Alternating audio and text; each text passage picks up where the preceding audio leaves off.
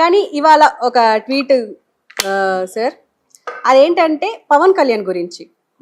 అందులో ముఖ్యంగా ఏంటంటే మొన్నటి వరకు అంటే పుట్టింది కాపు, పెరిగింది కాపు, పెళ్లి క్రిస్టియన్, తీసుకుంది క్రిస్టియానిటీ. అంటే రీసెంట్గా ఆయనే అన్నారు బాప్టిజం తీసుకున్నాను అని చెప్పేసి. కానీ ఈ మధ్య ఆయన చూస్తూనే ఉన్నాం, నేను సనాతన ధర్మాన్ని కాపాడడానికి వచ్చాను అని చెప్పేసి తొక్క తీస్తి నార గడతా అని చెప్పేసి చాలా డైలాగ్స్ కొడుతున్నారు. ఈయన విషయంలో ఇప్పుడు రీసెంట్గా ఆయన జంజం కూడా వేసుకున్నారు. దీని గురించి మీరే చెప్తారు.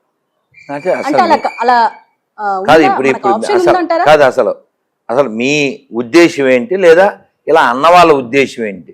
వాట్ దే వాంట్ ఎగ్జాక్ట్లీ అని అంటే ఆయన ఇప్పుడు ఒక డిప్యూటీ సీఎం ప్లేస్ లో ఉన్నారు ఆయన. ఓకే, సో ఆయన ఇలా నేను ఒకసారి ఇది ఒకసారి అది అని చెప్పేసి ఇలా చెప్తున్నారు. ఒక స్టెబిలిటీగా ఒక మాట మీద ఉండట్లేదు అని చెప్పేసి అంటున్నారు. ఇప్పుడు డైరెక్ట్ గా జంజం వేసుకున్నారు. కాదు విషయం, ఎప్పుడైనా బ్రహ్మ గాయత్రి అంటారు దాన్ని. అక్కడ కొన్ని క్రతువులు చెయ్యాలి, దానికోసం ఆయన అక్కడ వేసుకున్నారు. అలాగే వాళ్ళ పార్టీ ఆఫీసు ప్రారంభోత్సవం ఏదో జరిగినప్పుడు కూడా వేసుకున్నారు. దాన్ని బ్రహ్మగాయత్రి అంటారు. అది సందర్భానుసారం అలా ఇస్తారు, ఆ క్రతువు అయ్యే వరకు ఉంటుంది. ఓకే, అలాగే వారు బాప్తిజం ఎప్పుడో తీసుకున్నా అని చెప్పారు.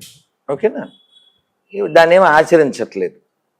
ఇంకోటి, వాళ్ళ భార్య కూడా మొన్న కుంభస్నానం వెళ్ళారు కదా. సో ఇక్కడ సనాతన ధర్మం ఏం చెప్తుందంటే, నువ్వు ఆచరించు. ధర్మం అంటే ధార ఇతి ధర్మ. గౌరవిద్దాం. ఇప్పుడు నువ్వు ఇందాకేమన్నావు, నేను అలాగని దూషించను అన్నావు కదా. నేనేమన్నా ఎందుకు దూషించాలి? కానీ ఎవరన్నా దూషిస్తే మనం ఏం చేయాలి? రియాక్ట్ అవ్వాలి కదా. మీ నాన్నగారు ఎవరో తెలదో, నోటికొచ్చింది వాగేసారు ఎవరో మీ నాన్న గురించి, రియాక్ట్ అవ్వాలి నువ్వు. అయితేనే ఆ రక్తం గురించి పుట్టిందాను అంటారు. అట్లా. ఓకే అండి, అయితే నాదేంటంటే ఈ మధ్య క్రిస్టియన్స్ ఎక్కువగా మన ధర్మాలను పాటిస్తున్నట్టు అయితే కనిపిస్తుంది సోషల్ మీడియాలో. ఆ చెట్టుకు దారాలు కట్టడం కానీ, ధ్వజస్తంభాలు పెట్టడం కానీ, ఏది చూసినా ఈవెన్ బతుకమ్మలాగా మొత్తం అన్ని చేస్తున్నారు. అంటే ఫైనల్ గా మనం హిందూ మతంలో కల్పిస్తారంటారా క్రిస్టియానిటీని? యాక్చువల్గా విషయం ఏంటంటే, మీరు ఎప్పుడైనా ఇంకొకరిలాగా ఇమిటేట్ చేశారంటే మీ దగ్గర స్వాభావికంగా మీ సొంత సరుకు లేదని అర్థం. అంతే కదా. ఇప్పుడు మీరు నెట్లోకి వెళ్ళి కొట్టండి, ఉగాది క్రైస్తవ సమ్మేళనం. అసలు క్రైస్తవుల్లో కవులు ఉన్నారే? ఉగాది ఉందా? పక్కన పెట్టు.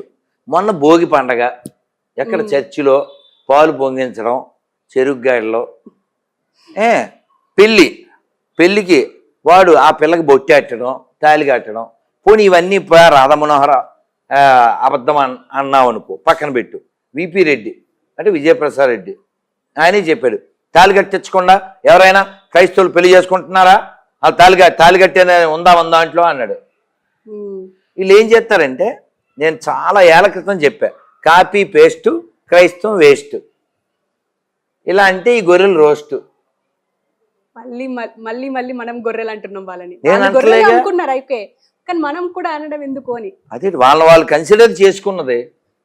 అంటే వాళ్ళ ప్రొఫెషనా? నువ్వెవరు యాజ్ ఎ ప్రొఫెషన్? ఒరే మొన్న యాంకర్ వచ్చింది కదరా, ఒక యాంకర్ వచ్చింది కదా మొన్న, యాంకర్ ఒక ఆవిడ అన్నాను. బట్ అవమానమా నీకు?